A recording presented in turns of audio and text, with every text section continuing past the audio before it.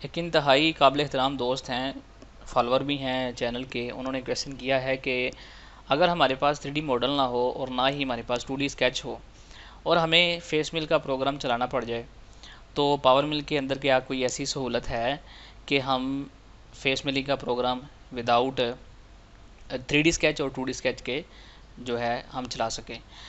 तो उसके ऊपर मैंने सोचा है कि बाकायदा वीडियो बना दी जाए। उसके उनका तो फ़ायदा होना ही था, उनको मैंने बता दिया, लेकिन मैं ये कोशिश करूँगा कि जो बाकी व्यूवर्स हैं उन सब का भी फ़ायदा हो जाए। बहुत सिंपल है, बहुत ही आसान है। बाज़ क़ात ऐसा होता है कि चीज़ें बहुत सिंपल होती हैं, लेकिन चूँकि हमने उनको प्रैक्टिस नहीं किया होता या उसके बारे में सोचा नहीं होता, तो इसलिए हमें वो मुश्किल लगती हैं। बहुत आसान चीज़ें होती हैं, प्रैक्टिस करने के साथ जो है वो चीज़ें आपको आ जाती हैं, कोई मुश्किल नहीं होती। अच्छा, इसको आपने अब करना क्या है? इसमें सबसे पहले मैं आपको जो चीज़ बताऊं वो है इसका Z रेफरेंस। जब आप इस तरह का जॉब लेट करें, मेरे पास एक प्लेट है, मेटल की एक प्लेट है जिसका साइज़ 200 mm एक्स के अंदर और वाई के अंदर जो है वो 150 mm उसका साइज़ है, और उसकी थिकनेस लेट करें 50 है, 20 है, 30 है, जितनी मर्ज़ी है। अब मैं उसका जो फेस है वो 10 mm करना चाहता हूँ, 10 mm उसको मैं डाउन करना चाहता हूँ। अगर उसका साइज़ 40 mm है तो मैं ये चाहता हूँ कि उसका साइज़ 30 mm बाकी रह जाए मशीनिंग के बाद। ठीक है, तो ये फेस मिलिंग के थ्रू मैं करना चाहता हूँ। अब सबसे पहले जो इम्पोर्टेंट चीज़ है वो है इसका Z रेफरेंस।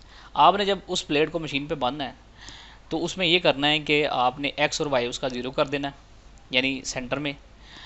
और जो उसका Z है, ठीक है, जैसे ये Z है, नॉर्मली तो हम ये करते हैं कि Z अगर हमने टॉप पे रखा हुआ है तो हम टॉप के ऊपर अपना जो कटर है या टूल है उसको टच करवा कर Z को ज़ीरो कर देते हैं। फेस मिलिंग के प्रोग्राम ने आपने ऐसा नहीं करना। आपने ऐसा करना है कि आपने फेस को टच करवाना है, ठीक है। फेस को टच करवाने के बाद आपने Z ज़ीरो करना है।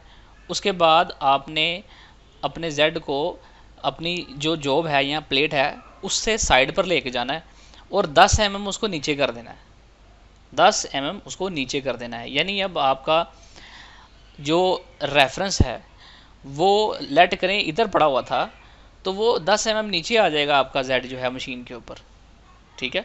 ये आपने सबसे पहले ये काम करना है, मशीन के ऊपर जो फेस है उसको टच करवाना है, Z को ज़ीरो करना है और उसके बाद कटर को साइड पे लेके जाके 10 mm नीचे करके आपने दोबारा Z को जो है वो रीसेट कर देना है, ज़ीरो कर देना है, ठीक है, नेगेटिव डायरेक्शन के अंदर। जब आप ऐसा कर लें उसके बाद आपने क्या करना है, आपने ये जो मैंने सारा काम किया है इसको मैं अभी इसको मैं डिलीट कर देता हूँ ताकि जो है वो आपको मैं शुरू से हर चीज़ को मैं एक्सप्लेन कर सकूं। अच्छा, अब मेरी जो प्लेट का साइज़ है ना वो है 200 बाय 150, ठीक है, 200 बाय 150। अब मुझे सबसे पहले पैटर्न के अंदर आना है, पैटर्न के अंदर आकर कर्व एडिटर को मैंने सेलेक्ट करना है और यहाँ से मैंने एक रेक्टेंगल सेलेक्ट करनी है, ठीक है। रेक्टेंगल सेलेक्ट करने के बाद अब मुझे कोऑर्डिनेट्स की मदद से अपनी रेक्टेंगल यहाँ पर प्लेस करनी है, ठीक है। अब मेरा जो रेक्टेंगल का स्टार्ट पॉइंट है वो तकरीबन यहाँ पे करके आएगा। अब मुझे ये बताएं कि मेरा जो एक्सिस है, जो ओरिजिन है वो सेंटर में पड़ा हुआ है और मैं अपनी प्लेट इस सेंटर के अलोंग ड्रा करना चाहता हूँ। तो ये जो मेरा कर्सर पॉइंट है ये यहाँ पर एक्स और वाई के कोऑर्डिनेट क्या होने चाहिए, 150, 200 बाई 150 की मेरी प्लेट है। तो मैं क्या करूँगा कि जो मेरा एक्स है उसका हाफ यानी 100 और 75 और 0, ठीक है, ये मेरे पास स्टेटस बार है, कोऑर्डिनेट्स इसके अंदर हम फीड करते हैं। इसके अंदर हम यानी जो हमारी प्लेट का साइज़ है उसका हाफ वैल्यू हम यहाँ पर पुट करेंगे प्लस के अंदर, ठीक है। तो ये देखिए मेरा स्टार्टिंग पॉइंट जो है वो आ चुका है। अब स्टेटस बार के अंदर दोबारा मैं जाऊँगा, जो वैल्यू मैंने प्लस में फीड की थी, ठीक है, उसको मैं नेगेटिव में फीड करूँगा, -100 -75 और 0, ठीक है। ये देखें मेरी प्लेट जो है वो प्लेस हो चुकी है और उसका जो ओरिजिन है वो मेरे प्लेट के बिल्कुल सेंटर में आ चुका है। इसको हम एक्सेप्ट करेंगे, ठीक है। ये हमारा पैटर्न जो है वो क्रिएट हो चुका है। अब हमने इस पैटर्न के लिहाज से ब्लॉक जो है वो कैलकुलेट करवाना है।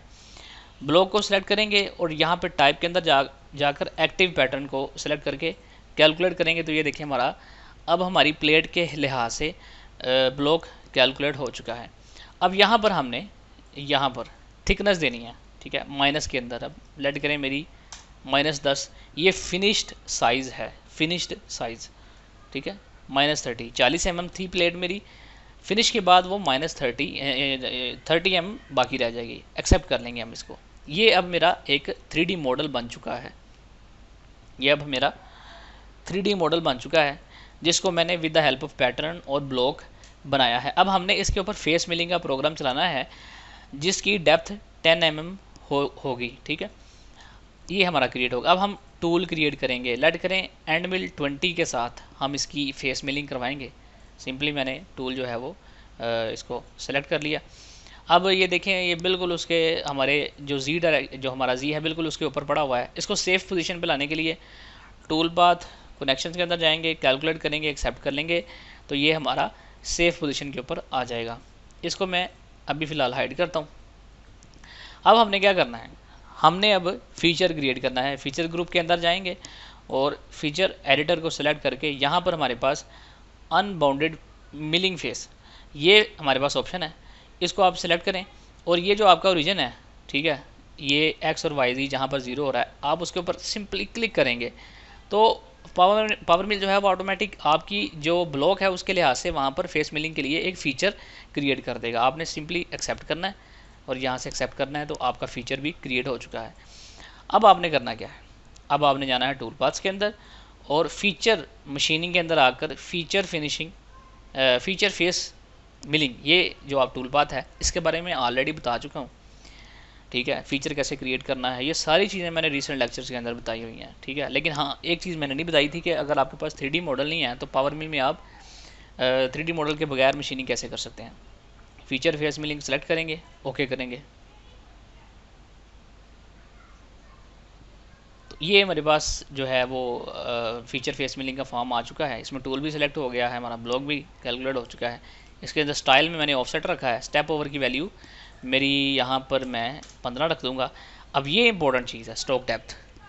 अब ये वो मटेरियल है जो हमने रिमूव करना है, ये वो मटेरियल है जो हमने रिमूव करना है।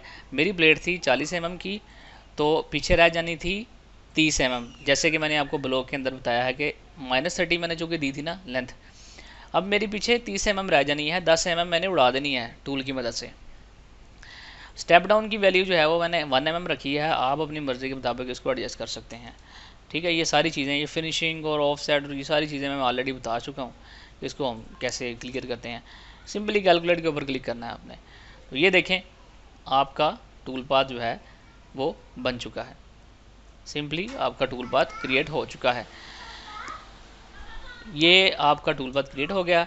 अब ये तरीक़ेकार है, आप विदाउट जो आपके पास अगर आपके पास 3D मॉडल नहीं है, 2D स्केच नहीं है, तो आप इसकी मदद से अपनी फेस मिलिंग का प्रोग्राम चला सकते हैं, ठीक है।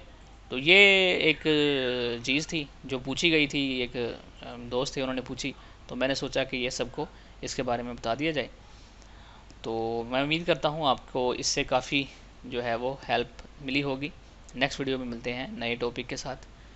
अल्लाह हाफिज़।